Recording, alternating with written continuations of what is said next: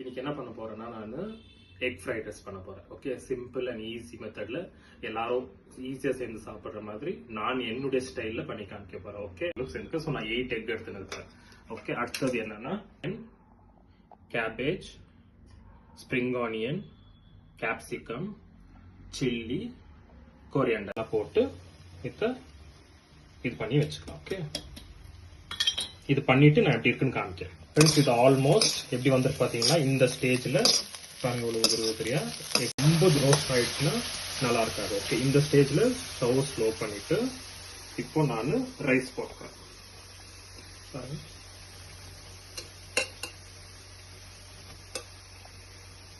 பாருங்க ஃப்ரெண்ட்ஸ், இப்போ இது பண்ணிடுறேன்.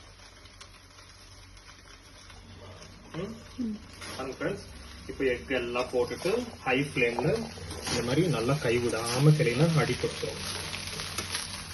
இந்த மாதிரி நல்லா இருக்கா? உப்பெல்லாம் கரெக்டா இருக்கா? ஓகே, இதோட ஃபுல் வீடியோ என்னுடைய யூடியூப் சேனலுக்கு போயிட்டு பார்த்துட்டு ஷேர் பண்ணுங்கள், கமெண்ட் பண்ணுங்கள், மறக்காமல் சப்ஸ்கிரைப் பண்ணுங்கள். தேங்க்யூ.